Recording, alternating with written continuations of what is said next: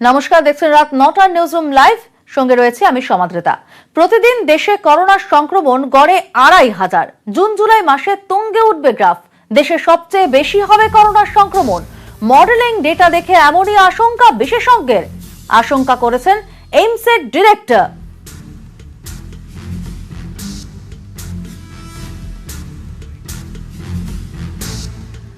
আমরা এই বিষয়ে কথা বলবো। আমাদের সঙ্গে টেলিফোনে রয়েছেন ভাইরোলজিস্ট অমিতাভ নন্দী। ডক্টর নন্দী, আপনার কাছে এটা জানতে চাইবো যে মডেলিং ডেটা দেখে এই আশঙ্কা করছেন এইমসের ডিরেক্টর, তা কেন, কি ব্যাখ্যা দেবেন এর? আসলে উনি কি ডেটা হিসেব করে দিয়েছেন সেটা বলা মুশকিল। তবে রকমের ডেটা হয়, একটা হচ্ছে প্যাসিভ ডেটা, আরেকটা হচ্ছে অ্যাক্টিভ ডেটা। প্যাসিভ ডেটা হচ্ছে যে আমরা হসপিটালে যেসব পেশেন্ট আসছে নিজে থেকে তাদেরকে চিকিৎসা করার সুবাদে, ডায়াগনোসিস করার সুবাদে যে ডেটা তৈরি হচ্ছে সেটা। এটা কিন্তু সমাজে কি হচ্ছে, কমিউনিটি লেভেলে কি হচ্ছে সেটা রিফ্লেকশন দেয় না। সেই জন্য যেটা অ্যাক্টিভ ডেটা আমরা যদি জেনারেট করতে পারি তাহলে অ্যাকচুয়াল প্রোটেকশন আমরা দিতে পারবো। তার মানে আমাদেরকে পাড়ায় পাড়ায়, গ্রামে গ্রামে ঘুরে অ্যাক্টিভ কেস ডিটেকশন করতে হবে, সবাইকার রক্ত বা লালারস পরীক্ষা করে বার করতে হবে কতজনের মধ্যে ইনফেকশন আছে, কতজনের মধ্যে অসুখটা ডিজিজ হিসেবে আছে, মানে রোগের লক্ষণ প্রকাশ পেয়েছে। এবং সেই হিসেবে টোটাল পিকচারটা আমরা যতক্ষণ না পাচ্ছি, কারণ সেখান থেকে আমরা প্রবাবল আগামী দিনের পটেনশিয়াল কেস যেগুলো আগামী দিনে যারা বহিঃপ্রকাশ ঘটবে, লক্ষণ বেরোবে, তাদেরকেও ধরতে পারবো। এবং সেক্ষেত্রে তাদেরকে আমরা সরিয়ে নিয়ে গেলে এইভাবে যদি পুরো টোটাল পিকচারটা আমরা টোটাল সারা দেশ জুড়ে এটা যদি করা হয়, তাহলে এই সব মানুষগুলোকে আমরা যদি সরিয়ে নিই সমাজ থেকে, তাহলে তাদের আইসোলেশন করার সুবাদে এই ট্রান্সমিশনটা বন্ধ করা যাবে। এখানে জানতে চাইবো আপনার কাছে যে জুন জুলাই মাসে ধরে নেওয়া হচ্ছে যে এটা একটা পিকে উঠবে, সেক্ষেত্রে এই পিকে ওঠার হাত থেকে আমরা আটকাতে পারি কিভাবে? ওই যে বললাম আগেই যে জুন জুলাই উঠবে কিনা আমি বলতে পারছি না, সেটা হয়তো উঠবে এটুকু তো বোঝাই যাচ্ছে, ক্রমশ বাড়ছে এবং আরো বাড়বে এটুকু বলতে পারি, আমি নিশ্চিত হয়ে বলছি আরো বাড়বে। কিন্তু সেটাকে আটকানোর একমাত্র উপায় হচ্ছে যারা আগামী দিনের পেশেন্ট, আগামী দিনে যারা পেশেন্ট হিসেবে আমাদের সামনে আসবে, তাদের সেই রুগীতে পরিবর্তন হওয়াটা আগে আমরা যদি ধরে নিতে পারি আর ডায়াগনোসিস করতে পারি, যে তাদেরকে আমরা যদি সরিয়ে নিয়ে যাই অন্য কোথাও সমাজ থেকে দূরে, যেখান থেকে এই ভাইরাসটা সমাজের মধ্যে ছড়াবে না, তাহলে নতুন কেস হবে না। একমাত্র এই উপায়, যেখানে অ্যাক্টিভ কেস ডিটেকশন এবং ডিজিজ না করে ইনফেকশনটাকে ধরতে হবে। তার মানে প্রথম ধাপ, ভাইরাসটা যখন শরীরে ঢুকছে মানুষের, সেই সময়তেই ধরে নেওয়া, তাদেরকে আইডেন্টিফাই করে নেওয়া, ডায়াগনোসিস করে নেওয়া, দিয়ে তাদেরকে সরিয়ে নেওয়া। এবারে সেখানে গিয়ে তারা অসুখ হলো কি মারা গেল সেটা অন্য কথা, কিন্তু অ্যাটলিস্ট তাদের থেকে সমাজের মধ্যে ছড়াবে না, তাহলেই এটাকে রোখা যাবে, তা নাহলে যাবে না। ধন্যবাদ ডক্টর নন্দী।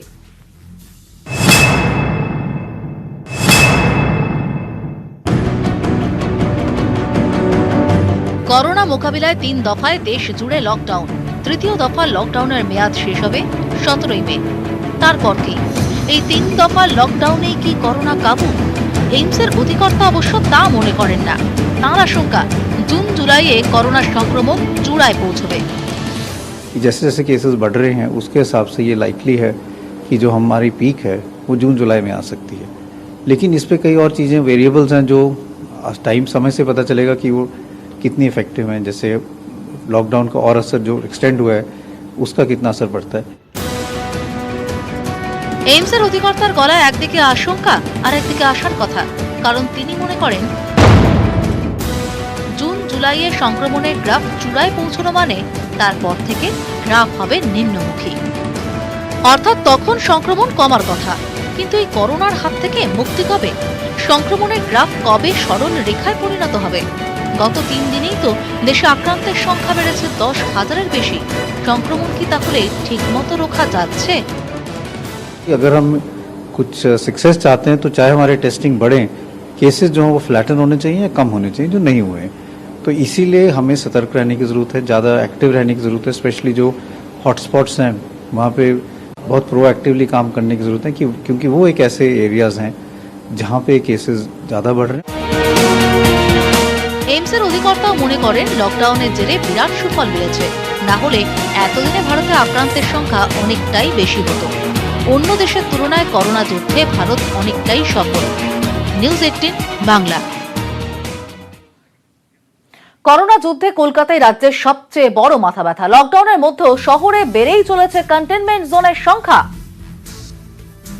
করোনা মোকাবিলায় এই মুহূর্তে শহরের চ্যালেঞ্জ, কারণ কন্টেনমেন্ট জোনের সংখ্যা কিন্তু শহরে বেড়েই চলেছে। 27শে এপ্রিল যে সংখ্যাটা ছিল তার থেকে অনেকটা বেড়ে গিয়েছে কন্টেনমেন্ট জোনের সংখ্যা। নতুন করে বিভিন্ন ওয়ার্ডে সংক্রমণ ছড়াচ্ছে, যা মাথা ব্যথা বাড়াচ্ছে চিকিৎসকদের। করোনা মোকাবিলায় বড় চ্যালেঞ্জ এখন কলকাতা শহর জুড়ে বেড়েই চলেছে কন্টেনমেন্ট জোন। 316 থেকে বেড়ে কন্টেনমেন্ট জোন 334। 27শে এপ্রিল সংক্রমিত ওয়ার্ডের সংখ্যা ছিল 95। আমাদের সঙ্গে এই মুহূর্তে টেলিফোন লাইনে রয়েছেন প্রতিনিধি বিশ্বজিৎ সাহা। বিশ্বজিৎ, কেন এই সংক্রমণের হার আশঙ্কা বাড়াচ্ছে? কিভাবে হচ্ছে এই সংক্রমণ নতুন করে? একদমই, অর্থাৎ কলকাতায় সংক্রমণের হার দিনে দিনে বাড়ছে এবং কলকাতা পুরসভার কাছে মাথা ব্যথার কারণ মূলত মধ্য কলকাতা, উত্তর কলকাতার একাংশ এবং বেশিরভাগ জায়গাতেই দেখা যাচ্ছে যে সমস্ত এলাকায় এই সংক্রমণ বাড়ছে সেখানে ঠিকমতো যে লকডাউনের নিয়ম, সেই নিয়ম মানা হচ্ছে না। এবং কলকাতা পুরসভার কাছে যে তথ্য আছে যে বড়বাজার, জোড়াসাঁকো এই সমস্ত এলাকায় বাইরে থেকে যে সমস্ত লরি আসছে, সেই লরির ট্রাকের যে চালক বা খালাসি থাকছেন তাদের থেকে সংক্রমণ বাড়ছে একদিকে, অর্থাৎ অন্যদিকে যে সমস্ত এলাকায় বাজার বা ঘিঞ্জি এলাকা, সেখানে লকডাউনের নিয়ম না মানার ফলে সেখানেও সংক্রমণের সংখ্যা বাড়ছে। এবং এই মুহূর্তে অর্থাৎ জানতে চাইবো, যেসব এলাকা আগে থেকেই সংক্রমিত ছিল সেখানেই সংক্রমণটা ছড়াচ্ছে, না নতুন করে নতুন জায়গায় সংক্রমণ ছড়াচ্ছে?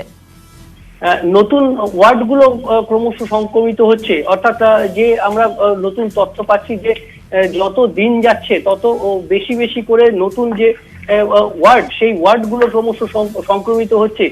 আমরা কলকাতা পুরসভার যদি পরিসংখ্যান দেখি তাহলে যে এর আগের যে তালিকা ছিল তার থেকে নতুনভাবে নতুন ওয়ার্ড ক্রমশ এই সংক্রমণের তালিকায় যুক্ত হচ্ছে প্রতিদিনই। এবং সেক্ষেত্রে যে শুধু উত্তর বা মধ্য কলকাতা নয়, দক্ষিণেরও বেশ কিছু নতুন যে ওয়ার্ড সেখানেও এই সংক্রমণ ছড়াচ্ছে, অর্থাৎ প্রতিদিনই সংক্রমিত এলাকা, নতুন ওয়ার্ড, সেগুলোও এই সংক্রমণের আওতায় আসছে। ধন্যবাদ বিশ্বজিৎ। রাজ্যে করোনা পরিস্থিতি কি? সংক্রমণের গ্রাফ কি বলছে? 4 মে থেকে রাজ্যে করোনার তথ্য দেওয়ার পদ্ধতি বদলেছে। দেখা যাচ্ছে 4 মের আগে রাজ্যে করোনায় মৃত্যুর সংখ্যা না কমলেও তেমন বাড়েনি। তবে 4 মের পর থেকে রাজ্যে করোনায় মৃত্যুর গ্রাফ আচমকাই ঊর্ধ্বমুখী। 4 মের পরে করোনায় সুস্থ হওয়ার গ্রাফও ঊর্ধ্বমুখী, অর্থাৎ বেশি সংখ্যক রোগী সেরে উঠছে। একই রকম ভাবে 4 মের পর থেকে সংক্রমণের গ্রাফও উপর দিকে, অর্থাৎ মে মাসের শুরু থেকে রাজ্যে করোনা সংক্রমণ বেড়েছে। এবার 3রা মে থেকে রাজ্যের করোনা পরিস্থিতি দেখে নেওয়া যায়। 3রা মে মৃত্যু হয়েছে করোনায় 2 জনের, আক্রান্ত 41 জন, সুস্থ হয়েছেন 199 জন। 4 মে 61 জন আক্রান্ত হয়েছেন করোনায়, 218 জন সুস্থ হয়েছেন। 5 মে 7 জনের মৃত্যু হয়েছে করোনায়, 85 জন করোনায় আক্রান্ত, সুস্থ হয়েছেন 264 জন। 6 মে 4 জনের মৃত্যু হয় করোনায়, 112 জন করোনায় আক্রান্ত, 265 জন সুস্থ হয়েছে। 7 মে 7 জনের মৃত্যু হয়েছে করোনায়, 92 জন করোনায় আতঙ্ক, 296 জন সুস্থ হয়েছেন। কেন্দ্রের স্বরাষ্ট্র সচিব অজয় ভাল্লা চিঠি লিখে দাবি করেন করোনায় মৃত্যুর হার রাজ্যে শীর্ষে। রাজ্যে লকডাউনের মধ্যেও বারবার বাজারে ভিড় দেখা গিয়েছে। মাস্ক না পরা বা সামাজিক দূরত্ব না মানার ছবিও বারবার ধরা পড়েছে। এমনকি রেড জোনের মধ্যেও লকডাউন মানেননি অনেকে। চিঠিতে তারও উল্লেখ আছে। রাজ্যের দাবি টেস্ট বেড়েছে, তাই সংক্রমণও বেড়েছে। আগে রাজ্যে 1টি ল্যাবে করোনার টেস্ট হতো, এখন রাজ্যে 15টি ল্যাবে করোনার টেস্ট হয়। আরো 12টি ল্যাবে টেস্ট করতে আবেদন করছে রাজ্য। যেহেতু বেশি টেস্টিং করলেই বেশি পরিমাণ মানুষের ব্যাধির উপসর্গের মূলে পৌঁছানো যাবে, আজকে অ্যাভারেজ নাম্বার অফ টেস্ট 2000 ছাড়িয়ে বস্তুত 2500 স্পর্শ করেছে। চিকিৎসকরা বলছেন গত মাসে রাজ্যে করোনায় ডাবলিং রেট ছিল 4.5, অর্থাৎ 4.5 দিনে করোনা সংক্রমণ দ্বিগুণ হতো। এখন রাজ্যে করোনার ডাবলিং রেট 4.2, অর্থাৎ সংক্রমণের সংখ্যা দ্বিগুণ হতে প্রায় একই সময় নিচ্ছে। বিশেষজ্ঞদের মত, হটস্পট ও কন্টেইনমেন্ট জোনে একেবারে বাড়ি বাড়ি পৌঁছে নজরদারি বাড়ালে তবেই লকডাউনের সুফল মিলবে, গ্রাফকে সোজা করা যাবে। নিউজ 18 বাংলা। করোনা আক্রান্তদের দ্রুত চিহ্নিত করতে সোয়াব স্যাম্পল কালেকশন ক্যাম্প চালু করল কলকাতা পুরসভা। রাজ্যে এখনো পর্যন্ত 15টি জায়গায় সোয়াব টেস্ট করা হয়, যার মধ্যে 12টি কলকাতায়। এই ক্যাম্পের ফলে নমুনা সংগ্রহ করে পরীক্ষা করানো সহজ হবে। বুধবার থেকে ক্যাম্প চালু হয়েছে। আজ বাগমারি এলাকায় ক্যাম্প করে নমুনা সংগ্রহ করা হলো। বুধবারে মেয়র জানান, কলকাতায় যেসব এলাকায় সংক্রমণের সংখ্যা বেশি সেই সব এলাকায় ক্যাম্প বসানো হচ্ছে। এর জন্য প্রশিক্ষণ দেওয়া হয়েছে কলকাতা পুরসভার ল্যাব টেকনিশিয়ানদের। বুধবারই মানিকতলা বাজার, তিলজলা শিবতলা লেন, নিমতলা ঘাট স্ট্রিট, হাজি মাহসিন স্কোয়ার, ক্যানেল সাউথ রোড এলাকায় ক্যাম্প করা হয়। প্রায় 200 জনের কাছ থেকে নমুনা সংগ্রহ হয়। বৃহস্পতিবার কলকাতা পুরসভা এলাকার 13 ও 14 নম্বর ওয়ার্ডের জন্য ক্যাম্প বসে। বাগমারি এলাকায় করোনায় আক্রান্তদের পরিবারের সদস্যদের কাছ থেকে নমুনা সংগ্রহ করা হয়। এছাড়াও করোনার উপসর্গ রয়েছে এমন বেশ কয়েকজনেরও নমুনা নেওয়া হয়। কলকাতা পুরসভা শুরু করেছে মোবাইল সোয়াব টেস্ট। ঠিক এভাবেই মোবাইল সোয়াব টেস্ট হচ্ছে। আপনারা দেখতে পাচ্ছেন যে যারা নিজেদেরকে সংক্রমিত হওয়ার আশঙ্কা করছেন তারা এখানে এসে লাইন দিয়েছেন যে তাদের পরীক্ষা করার জন্য সোয়াব টেস্ট। বড় ভিত্তিতে 2-3টে জায়গা করে আমরা মোটামুটি ঠিক করেছি। তাতে আজকে এই 13-14 মিলিয়ে এই জায়গাটায় হচ্ছে, এবং যাদের যে উপসর্গ, যে জায়গাটায় মনে করুন পজিটিভ কেস এবং তার সারাউন্ডিং যে সমস্ত মানুষরা আছেন তাদেরকে নিয়ে মূলত আমাদের এই কাজটা হবে। সোয়াব টেস্ট করাতে যাতে সমস্যা না হয় তার জন্যই এই ব্যবস্থা। প্রথম 200টি নমুনা পাঠানো হবে SSKM এ, বাকিগুলো পাঠানো হবে আরজিকর হাসপাতালে। নমুনায় করোনা ধরা পড়লে দ্রুত ব্যবস্থা নেওয়া হবে। আগামী দিনে নমুনা সংগ্রহ করতে 6টি অ্যাম্বুলেন্সেরও ব্যবস্থা করা হবে বলে জানান মেয়র। 6টা গাড়ি আমাদের বিভিন্ন জায়গায় যাচ্ছে। এগুলোকে আমরা অ্যাম্বুলেন্সের মধ্যে ফিট করছি, যেগুলো কলকাতার বিভিন্ন অঞ্চলে গিয়ে ডেন্সিটি অফ পপুলেশন যেখানে বেশি বা যেখানে সর্দি কাশি বেশি রিপোর্ট আসছে কলকাতা কর্পোরেশনে, তারা ডাইরেক্টলি ওখান থেকে এগুলোকে নিয়ে নেবে। এখনো পর্যন্ত কলকাতায় সোয়াব টেস্ট করা হচ্ছে 12টি জায়গায়। সেগুলি হলো SSKM, বেলেঘাটা নাইসেড, আরজিকর হাসপাতাল, Institute of Tropical Medicine, Salt Lake AMRI, Apollo, Peerless হাসপাতাল, Tata Medical Centre Rajarhat, Chittaranjan Cancer Institute Rajarhat campus, Suraksha Rajarhat, doctor Lal path lab Salt Lake. এছাড়াও পরীক্ষা হয় আলিপুরের কমান্ড হাসপাতালে। আক্রান্তদের যাতে দ্রুত শনাক্ত করে চিকিৎসা শুরু করা যায় তার জন্যই এই উদ্যোগ পুরসভার। প্রয়োজনীয় কিট পেলে গণপরীক্ষারও ভাবনা চিন্তা পুরসভার। ক্যামেরায় সুরজ প্রসাদ গুপ্তার সঙ্গে বিশ্বজিৎ সাহা, নিউজ 18 বাংলা। যাদবপুরের কেপিসি মেডিকেল কলেজে ভর্তি 3 প্রসূতি করোনা আক্রান্ত। 3 জনেরই কোনো উপসর্গ ছিল না। করোনার জেরে কলকাতা শহরের ফের আর এক হাসপাতালের সাধারণ চিকিৎসা পরিষেবা বিপর্যস্ত হলো। এবার ঘটনা যাদবপুরের কেপিসি মেডিকেল কলেজ এবং হাসপাতালে। কিছুদিন আগেই এই হাসপাতালে 3 জন প্রসূতিকে ভর্তি করা হয়, যদিও ভর্তির সময় তাদের শরীরে কোনো করোনার উপসর্গ ছিল না। পরবর্তী সময় পরীক্ষা করতে গিয়ে ধরা পড়ে এই যারা প্রসূতি যারা রয়েছেন তাদের করোনা রয়েছে, এবং সেক্ষেত্রে যারা চিকিৎসার কাজে যুক্ত ছিলেন সেই 40 জন চিকিৎসক, নার্স, স্বাস্থ্যকর্মী তাদের প্রত্যেককে কোয়ারেন্টাইনে পাঠানোর সিদ্ধান্ত গ্রহণ করা হয়েছে। ইতিমধ্যে হাসপাতালের মধ্যে স্যানিটাইজেশনের কাজ করা হলো। এর জেরে অর্থাৎ এতজন চিকিৎসক সহ চিকিৎসক কর্মী কোয়ারেন্টাইনে থাকার জন্য এই হাসপাতালে যে সাধারণ যে চিকিৎসা পরিষেবা সেটা দেওয়ার ক্ষেত্রে কাজ কিছুটা হলো ব্যাহত হয়েছে বলে দপ্তর সূত্রে খবর। ক্যামেরা জ্যোতির্ময় বসুর সঙ্গে Abir Ghoshal, News 18 Bangla, Kolkata. Beleghata ID MR বাঙ্গুরের পর এবার কলকাতা মেডিকেল কলেজ। আজ থেকে মেডিকেলে শুধুই করোনা চিকিৎসা। রাজ্যে পূর্ণ সময়ের করোনা হাসপাতালের সংখ্যা বেড়ে হলো 68। বুধবার টুইটারে এই কথা জানিয়েছেন মুখ্যমন্ত্রী মমতা বন্দ্যোপাধ্যায়। মেডিকেল কলেজের এই যে সুপার স্পেশালিটি ব্লক রয়েছে, এই সুপার স্পেশালিটি ব্লকেই 500 বেডের কোভিড হাসপাতাল হচ্ছে, যা কলকাতার মধ্যে 6ষ্ঠতম এবং রাজ্যের মধ্যে 68তম। পূর্ণাঙ্গ কোভিড হাসপাতাল হিসেবে কাজ শুরু কলকাতা মেডিকেল কলেজের। বুধবার টুইটারে একথা ঘোষণা করেন মুখ্যমন্ত্রী। সুপার স্পেশালিটি বিল্ডিং 200 শয্যার কোভিড হাসপাতাল হয়েছে। গ্রিন বিল্ডিং এ ভর্তি করা হবে সিভিয়ার অ্যাকিউট রেসপিরেটরি ইলনেসের রোগীদের। গ্রিন বিল্ডিং এ কোনো রোগীর করোনা ধরা পড়লে তাকে সুপার স্পেশালিটি বিল্ডিং এ নিয়ে যাওয়া হবে। ইডেন বিল্ডিং এর স্ত্রীরোগ বিভাগে করোনা পজিটিভ রোগীদের চিকিৎসার পরিকাঠামো রয়েছে। আগামী দিনে এমার্জেন্সি ব্লকও কোভিড ব্লক হিসেবে কাজ করবে। স্ত্রীরোগ বিভাগের যে বহির্বিভাগ, সেখানে যেমন বৃহস্পতিবার আজ থেকে বন্ধ করা হবে সমস্ত বহির্বিভাগ পরিষেবা, অর্থাৎ আউটডোর পরিষেবা। ধীরে ধীরে অন্যান্য যে আউটডোর আছে সেটাও বন্ধ করা হবে। সোমবার থেকে অন্য বিভাগের বহির্বিভাগ বন্ধ হয়ে যাবে। ইতিমধ্যেই অন্য রোগী ভর্তি বন্ধ করে দেওয়া হয়েছে। মুখ্যমন্ত্রী জানিয়েছেন, প্রয়োজন পড়লে পরে হাসপাতালের শয্যা সংখ্যা বাড়ানো হবে। আগেই কলকাতা মেডিকেল কলেজকে কোভিড হাসপাতাল হিসেবে ঘোষণা করেছিল রাজ্য সরকার। পরিকাঠামোগত কারণে থমকে যায় কাজ। করোনা সংক্রমণ রোধে দ্রুত পরীক্ষা এবং চিকিৎসার জন্য এবার মেডিকেল কলেজ কোভিড হাসপাতাল হিসেবে কাজ শুরু করল। ক্যামেরায় সুরজ প্রসাদ গুপ্তার সঙ্গে বিশ্বজিৎ সাহা, নিউজ 18 বাংলা। বাঙালি বিজ্ঞানীদের হাতে তৈরি করোনা টেস্ট কিট কলকাতার ওই বায়োটেক সংস্থাকে ছাড়পত্র দিয়েছে আইসিএমআর।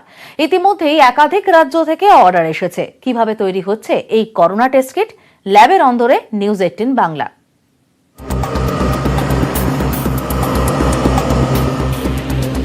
বাঙালি বিজ্ঞানীদের হাতে তৈরির কিটেরই ছাড়পত্র দিল Indian council for medical research বা আইসিএমআর। কলকাতা লাগোয়া দক্ষিণ 24 পরগনার একটি বায়োটেক সংস্থার তৈরির কিট ছাড়পত্র দিয়েছে এই আইসিএমআর।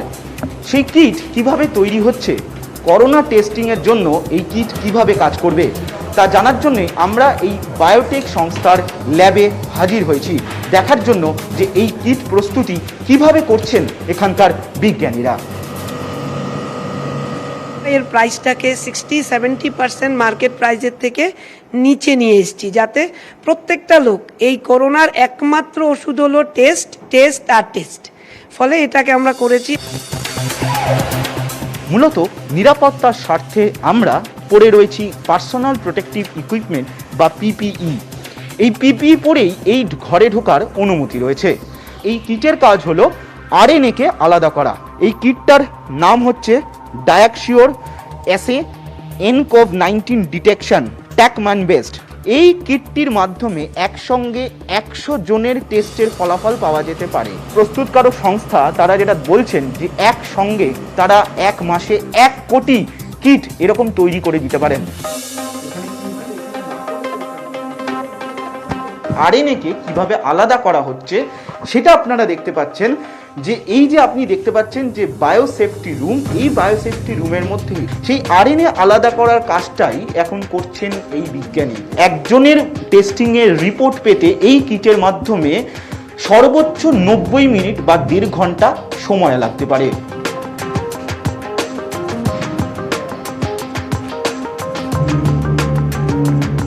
ডক্টর সুরজিৎ, যেটা আপনার থেকে জানতে চাইবো যেটা হচ্ছে যে এই যে মেশিনটির নাম কি, বা এবার আপনারা কি করবেন আরএনএ আলাদা করার পর? এটা হচ্ছে অ্যাপ্লাইড বায়োসিস্টেমের quant studio 3। This is real time machine and এটার মধ্যে আমরা যে আরএনএগুলো আইসোলেট করা বা যেটার মধ্যে আদৌ কোভিড-19 আছে কি না সেগুলো দেখার জন্য আমরা এটাকে একটা রিয়াকশান মিক্সের মতো তৈরি করতে হয়। তার মধ্যে আরএনএটাকে দিয়ে তারপরে সেইটাকে রিয়াকশানে বসাতে হয়।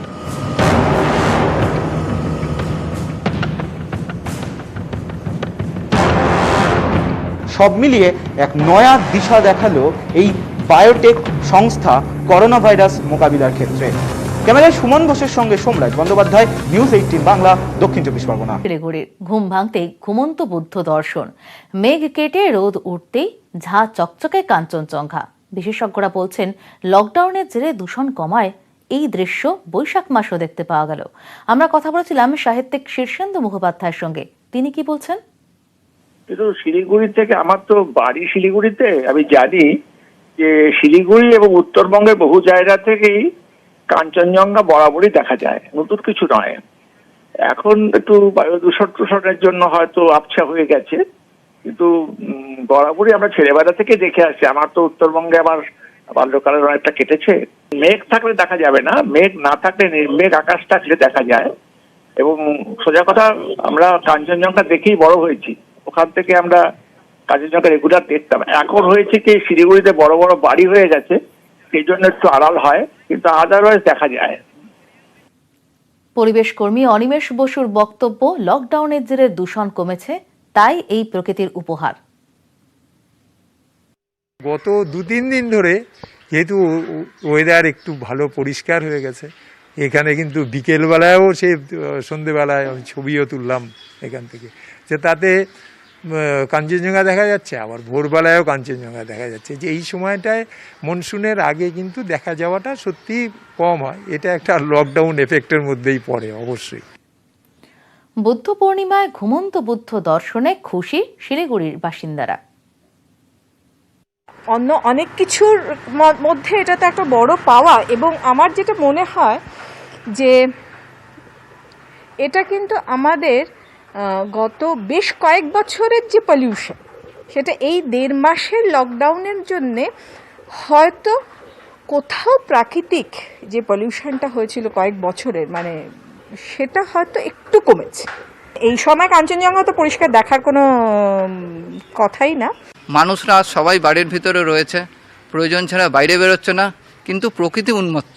এতটা পলিউশন এবং এতটা দূষণ বাতাসে রয়েছে, সেগুলোকে ক্লিয়ার দেখা যেত না।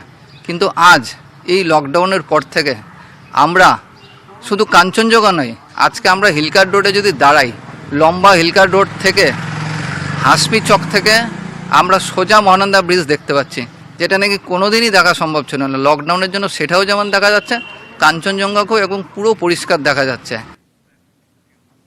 আকাশ যদি না সাজে আতশবাজিতে, উৎসবের সব রাতই যেন নির্বাক। লকডাউনে আধার নেমে এলো দক্ষিণ 24 পরগনার চম্পাহাটিতে।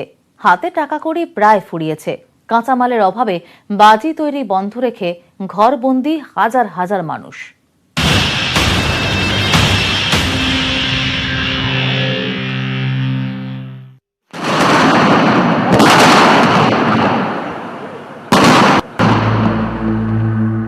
আতশবাজির রোশনাইয়ে প্রাণ পায় উৎসব।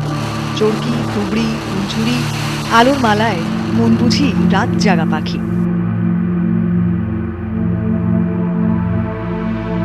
লকডাউনে ধাক্কায় যেন আধার পথে হারিয়ে যাওয়া, সামনে শুধুই অনিশ্চয়তার হাতছানি। চম্পাহাটির বাংলা বছর শুরু হয় ব্যস্ততার মধ্যে দিয়ে। প্রতি বছর এখান থেকেই রাজ্যের সর্বত্র বাজি সরবরাহ করা হয়। পুজোর মরশুমে বাজির চাহিদা মেটাতে বৈশাখী লগ্নি করেন ব্যবসায়ীরা।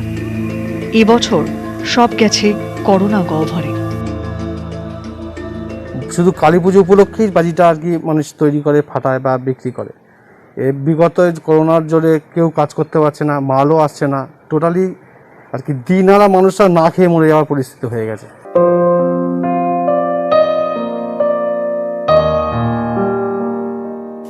বাজি তৈরি থেকে ডেলিভারি, জেলা জুড়ে 50,000 মানুষ এই ব্যবসার সঙ্গে যুক্ত।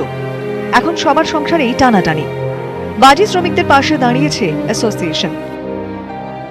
বাজি হচ্ছে যে মার্কেটে চলবে সেরকম কোনো আশা বাজি আলাদার কাছে নেই। লোকের হাতে টাকা না থাকলে বাজি কিনবে কে? বাজি শিল্প ধ্বংসের মুখে, আর যার যা পুঁজিপত্র ছিল সব খেয়ে ফেলেছে। লগ্নি নেই, কাঁচামাল নেই। লকডাউন উঠলেও কি সংকট কাটবে? করোনা ধাক্কা কাটিয়ে কি আবার উৎসবে ভাসবে এ রাজ্য? বাজির চাহিদা নিয়েও সন্দিহান চম্পাহাটি। দক্ষিণ 24 পরগনা থেকে অর্পণ মণ্ডল, নিউজ 18 বাংলা। লকডাউনে চাকা বন্ধ, রিক্সা চলে না, রুজিও বন্ধ, কিন্তু কতদিন? উপায় না দেখে বেনারস থেকে নিজের রিক্সা নিয়ে হাওড়ার বালির দিকে রওনা দেন কিশোর সাউ। কিন্তু বাংলায় ঢোকার মুখে ঝাড়খণ্ডে 1 মাস আটকে পড়েন কোয়ারেন্টাইন সেন্টারে। অবশেষে বাড়ি ফেরার সবুজ সংকেত মিলেছে।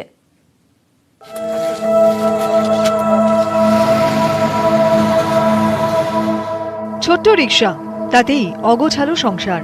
হাঁড়ি, কলসি, বাসন, বিছানা, ত্রাণে পাওয়া চাল, আলু, কি নেই? এই নিয়েই বেনারস থেকে বেরিয়ে পড়েছেন হাওড়ার বালির বাসিন্দা কিশোর সাউ।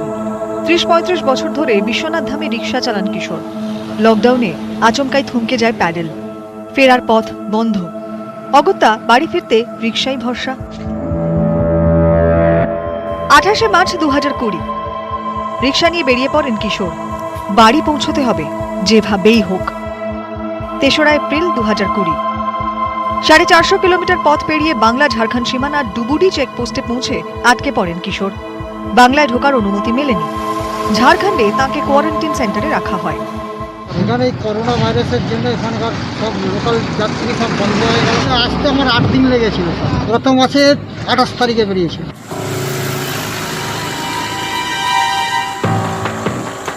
এক মাস কেটে যায়, পরিযায়ী শ্রমিকদের ঘরে ফেরানোর কেন্দ্রীয় সিদ্ধান্তের কথা কানে আসে। মরিয়া কিশোর বুধবার ফের চেকপোস্টে গিয়ে কোয়ারেন্টিনে থাকার নথি দেখান পুলিশকে। মেলে অনুমতি, আর মাত্র 250 কিলোমিটার পথ। চড়া রোদে দু পায়ের চাপে জোরসে চলছে প্যাডেল। রিকশার চাকায় দূরত্ব কমছে। আর কতটা পথ পেরোলে তবে বাড়ি ফেরা যায়? আসানসোল থেকে দীপক শর্মা, নিউজ 18 বাংলা। উত্তরপ্রদেশ থেকে এ রাজ্যে ফিরলেন কিশোর সাউ। আবার এই রাজ্য থেকে উত্তরপ্রদেশে পাড়ি দিলেন এক যুবক। বাঁকুড়ার লজে থাকতেন ডাক বিভাগে প্রশিক্ষণরত যুবক। বাড়ি পৌঁছে শারীরিক পরীক্ষায় ধরা পড়ে তিনি করোনা পজিটিভ। খবর আসার পরই হইচই পড়ে যায় বাঁকুড়ার জেলা প্রশাসনে। গ্রামীণ ডাক সেবক হিসেবে সদ্য চাকরি। উত্তরপ্রদেশের যুবকের প্রথম পোস্টিং বাঁকুড়ায়। মার্চে প্রশিক্ষণ নিতে আসেন। থাকতেন কালীতলার একটি লজে। 9 দিন আগে তিনি ফিরে যান উত্তরপ্রদেশে। বাড়ি ফিরেই তার শরীরে করোনা সংক্রমণ ধরা পড়ে। লজ মালিক জানিয়েছেন, বাড়ি ফিরতে 29 এপ্রিল গাড়ির খোঁজ করেন যুবক। তাকে নিয়ে যেতে রাজি হননি কোনো গাড়ি চালক। শেষমেশ হেঁটে কেরানীবাঁধ এলাকায় পৌঁছে যান যুবক। 60 নম্বর জাতীয় সড়কে একটি লরিকে অনুরোধ করে তাতেই চেপে বসেন যুবক। সে টাকে করে গেছে। আমার বিশ্বাস এবং যারা বোর্ডার এখনো 4 জন আছে তাদের বিশ্বাস যে ও রাস্তাতেই হয়েছে। করোনা সংক্রমণের খবর আসতেই তৎপর হয় জেলা প্রশাসন। কালীতলার লজে যান পুরসভার স্বাস্থ্যকর্মী ও চিকিৎসকেরা। কর্মী ও আবাসিক মিলিয়ে 6 জনের শারীরিক পরীক্ষা হয়। ওই যুবকের রুমমেটকে লালারস পরীক্ষার জন্য বাঁকুড়া মেডিকেলে নিয়ে যাওয়া হয়েছে। বাঁকুড়া থেকে মৃত্যুঞ্জয় দাস, নিউজ 18 বাংলা। দীঘা থেকে হেঁটে বীরভূমে বাড়ির দিকে রওনা দেন ওরা। রাস্তা ছেড়ে দীঘা থেকে রেল লাইন ধরে হাঁটছিলেন। 35 কিলোমিটার হাঁটার পর কাঁথি স্টেশনে এসে আটকে যান 9 জন পরিযায়ী শ্রমিক। তাদের ফিরিয়ে নিয়ে যাওয়া হয়েছে দীঘায়। লকডাউনের 2 মাস আগেই দীঘায় নির্মাণ শিল্পের কাজ করতে আসেন বীরভূমের 9 শ্রমিক। লকডাউনে বন্ধ হয়ে যায় কাজ। ঠিকাদার সংস্থা পাওনা টাকা মিটিয়ে দায় সারে। রোজগার বন্ধ, বসে খেতে গিয়ে পকেটের টাকা শেষ। উৎকণ্ঠায় পরিবার। ফেরার উপায় না পেয়ে রেল লাইন ধরেই হাঁটা শুরু করেন শ্রমিকরা। প্রায় 250 কিলোমিটার পথ হেঁটে বাড়ি ফিরতে চেয়েছিলেন তারা। ওখানে অসুবিধা হয়েছিল, কাজ বন্ধ হয়ে গেল, খাওয়া দাওয়ার অসুবিধা। আপনার কতদিন বসে বসে খাবো বলে, কিন্তু শেষ রক্ষা হয়নি। 35 কিলোমিটার হাঁটার পর তাদের পথ আটকায় কাঁথি থানার পুলিশ। তাদের ফেরত পাঠানো হয় দীঘায়। এবার না খেয়ে মরার থেকে তো হেঁটে যাওয়া অনেক ভালো না। গ্রামের ভিতরে দিলে তো লোকে অবজেকশন জানাবে না যে হ্যাঁ ওইখানে রেড লাইট চলছে কি গ্রিন লাইট চলছে। ওই জন্য রেলের রাস্তার উপর আমরা নিজের সেফটি নিয়ে আসছিলাম যে রেল ফাঁকায় ফাঁকায় যাবে, আমরা সেফটিতে থাকবো, ওই জন্য রেল ধরে আসছিলাম। স্থানীয় প্রশাসন সূত্রে খবর, 2 জেলার সহযোগিতায় দ্রুত ফেরানো হবে শ্রমিকদের। দীঘা থেকে ক্যামেরায় সমীর মাইতির সঙ্গে সুজিত ভৌমিক, নিউজ 18 বাংলা। এমনিতে ক্যাব চালান। এখন লকডাউনের সময় এলাকার কেউ অসুস্থ হয়ে পড়লে তাদের হাসপাতালেও পৌঁছে দিচ্ছিলেন। আর এতেই বাড়িওয়ালার রোষে ক্যাব চালক। বাড়ি ছাড়া করার হুমকিও ও মারধরের অভিযোগ। আতঙ্কে বেড়েঘাটার ক্যাব চালক ও তাঁর পরিবার। থানায় অভিযোগ দেয়, যদিও এই নিয়ে মুখ খুলতে চাননি অভিযুক্ত বাড়িওয়ালা।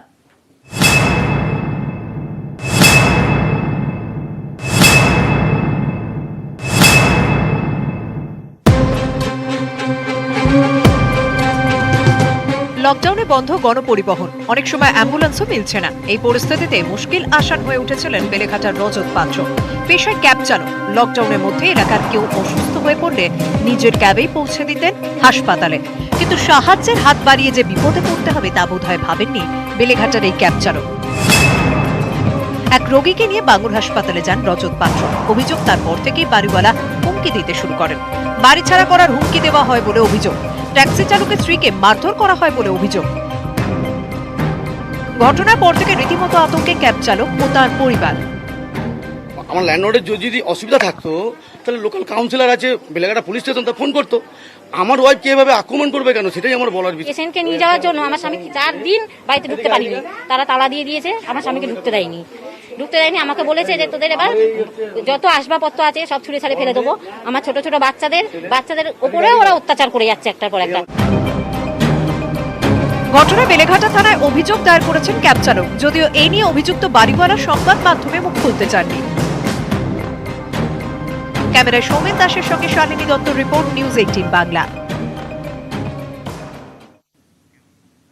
করোনা রুখতে স্বয়ংক্রিয় হাত ধোয়ার মেশিন, অভিনব আবিষ্কার দুর্গাপুরের সিএমইআরআই এর বিজ্ঞানীদের। করোনা থেকে বাঁচতে বারবার হাত ধোয়ার পরামর্শ দিচ্ছেন বিশেষজ্ঞরা, কিন্তু সেখানেও তো বিপদ ওঁত পেতে আছে। এই সাবান বা হ্যান্ড স্যানিটাইজারের কন্টেনার একাধিক ব্যক্তি বারবার হাত দিয়ে স্পর্শ করলে সংক্রমণের আশঙ্কা তো থেকেই যাচ্ছে। সেখানে এই উদ্যোগ সংক্রমণ আশঙ্কা অনেকটাই কমাবে।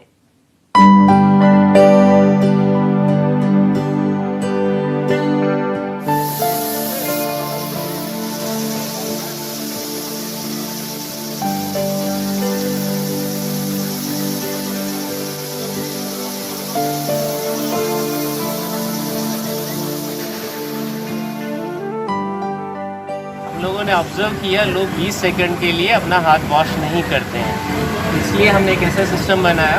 पहले सोप आता है उस स्टेप से और 20 सेकंड के बाद ही ये पानी आता है। प्रॉक्सी सेंसर है, बिल्कुल पास में जाते हैं तो ये ऑन होना शुरू हो जाता है, सोप आता है बाहर और उसके बाद 20 सेकंड तक पानी नहीं आता। इसका मतलब है आपके पास सोप आ चुका है, आपको हाथ मलने हैं 20 सेकंड तक। और जैसे ही 20 सेकंड खत्म होना उससे पहले 17 सेकंड में एक बीप आना शुरू हो जाता है कि पानी आ रहा है, और उसके 20 सेकंड होने पे पानी आता है, करीब 10 सेकंड तक रहता है। तो ये इंश्योर करता है 30 सेकंड का एक साइकिल है। এই সিস্টেমটা খুব জরুরি। কোভিড-19 কে রোগবার জন্য যতটুকু স্যানিটাইজেশনের দরকার সেই জিনিসটা আমরা এতে খুব ভালোভাবে করতে পারবো। এই জন্যই আমরা খুব ইন্টারেস্ট নিয়ে এই জিনিসটা দেখতে এসেছি এবং আজকে আমরা একটা সিস্টেম আমরা এনাদের কাছ থেকে কিনে নিয়ে যাব।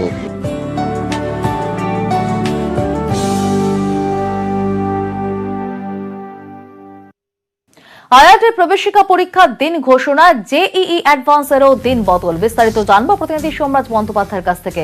সোমরাজ, কবে হবে পরীক্ষা? দেখো, দেশ জুড়ে যে আইআইটি গুলি রয়েছে সেই আইআইটি গুলিতে পরীক্ষা দেওয়ার জন্য যে প্রবেশিকা পরীক্ষা অর্থাৎ জয়েন্ট এন্ট্রান্স এক্সামিনেশন অ্যাডভান্স, যাকে বলা হয় জেইই অ্যাডভান্স পরীক্ষা, সেই পরীক্ষাটি নেওয়া হবে 23শে আগস্ট। মূলত পরীক্ষাটি হওয়ার কথা ছিল 17ই মে, কিন্তু করোনা ভাইরাস এবং লকডাউন পরিস্থিতির জেরে সেই পরীক্ষার দিন বদল করে 23শে আগস্ট নেওয়া হবে, এমনটাই জানিয়েছেন কেন্দ্রীয় মানব সম্পদ উন্নয়ন মন্ত্রী রমেশ পোখরিয়াল। এবং তিনি এও জানিয়েছেন যে এই পরীক্ষা নেওয়া হবে 23শে আগস্ট। এবছর আইআইটি দিল্লি এই পরীক্ষা মূলত অনুষ্ঠিত করবে। ইতিমধ্যেই গতকালই জানানো হয়েছিল যে জেইই মেন পরীক্ষা নেওয়া হবে 18 জুলাই থেকে 23শে জুলাই। মূলত এই জেইই মেনেই যারা মূলত উপরের দিকের তালিকায় থাকেন তারা এই জেইই অ্যাডভান্স বা আইআইটি গুলির জন্য প্রবেশিকা পরীক্ষা দিতে পারেন। সেই জন্যই এই পরীক্ষা অনেকটাই পিছিয়ে গিয়ে 23শে আগস্ট নেওয়ার সিদ্ধান্ত নিয়েছে কেন্দ্রীয় মানব সম্পদ উন্নয়ন মন্ত্রক। ধন্যবাদ সোমরাজ।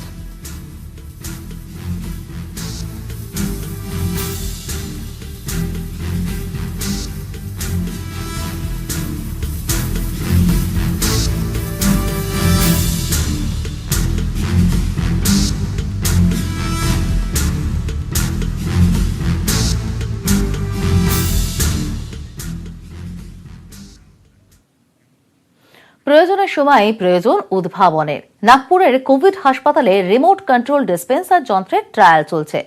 নাগপুরের ইঞ্জিনিয়ারিং ছাত্রের আবিষ্কার যন্ত্রের মাধ্যমে দূরত্ব বজায় রেখে করোনা রোগীর সঙ্গে কথা বলতে পারবেন চিকিৎসক, নার্সরা।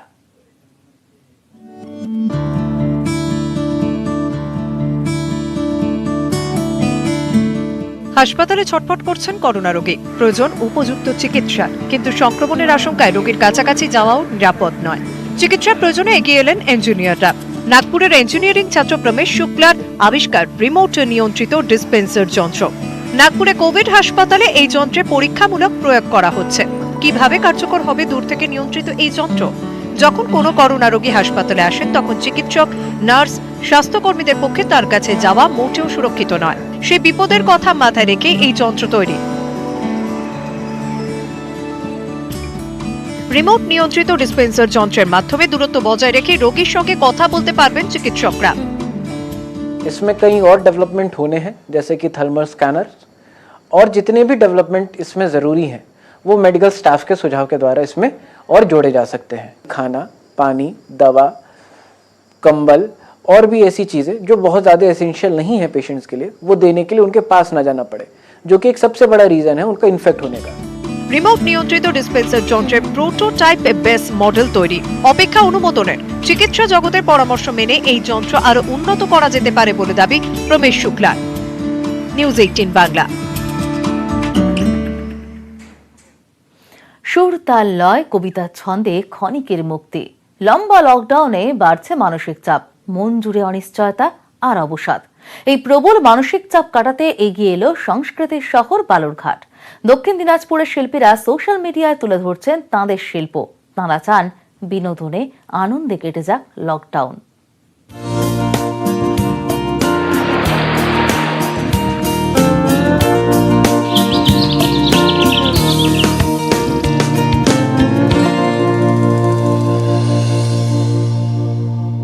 সোনার পালঙ্কের ঘরে লিখে রেখেছিলেন দ্বারে যাও।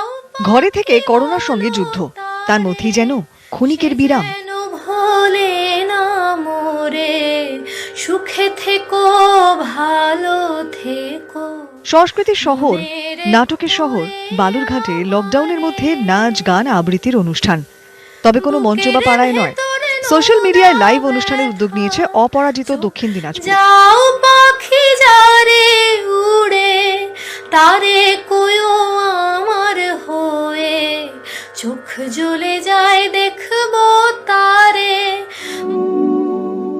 বন্দি জীবনে আনন্দ দিতে বালুরঘাটের শিল্পীদের একটি ছোট্ট উদ্যোগ। চিন্তন মনন এই জিনিসগুলো যাতে সুস্থ থাকে এবং মানুষের শরীর সুস্থ থাকুক এবং আরও বেশি করে বাড়ির কাজকর্ম করুক বা ইনভলভ থাকুক। গৃহবন্দী হয়েও যেন আমাদের শিল্পত্বটা বন্দী হয়ে না যায়, আর তার বড় প্ল্যাটফর্ম হিসাবে আমরা সোশ্যাল মিডিয়াকে কাজে লাগাচ্ছি।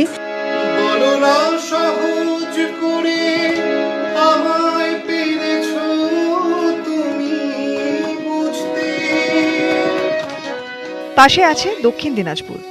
এই পেজের লাইভে মন ভালো করা বাংলা গানের ঝাঁপি নিয়ে হাজির হন শিল্পীরা।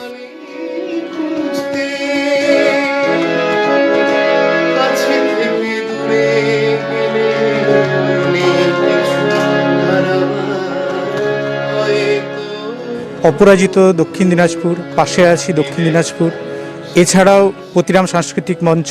আসলে সোশ্যাল মিডিয়ার মাধ্যমে আমরা ঘরে বসে এই অনুষ্ঠানগুলো দেখতে পাচ্ছি, এটা সত্যি একটা প্রশংসনীয় উদ্যোগ।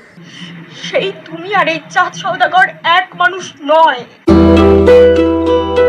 পুরনো সিরিয়াল দেখে ক্লান্ত চোখ, করোনার খবরে বিষণ্ণ মন, এসবের মাঝে বালুরঘাটের মানুষ বেশ উপভোগ করছেন শিল্পীদের লাইভ পারফরমেন্স। নাচ গান আবৃত্তির পাশাপাশি করোনা নিয়ে সচেতনতার বার্তাও দিচ্ছেন শিল্পীরা। যে আপনারা কেউ ঘরের বাইরে বেরোবেন না, বেরোলেও অবশ্যই মাস্ক ব্যবহার করুন। দক্ষিণ দিনাজপুর থেকে অনুপ সান্যাল, নিউজ 18 বাংলা। আপনার বাড়ি আপনার সুরক্ষা।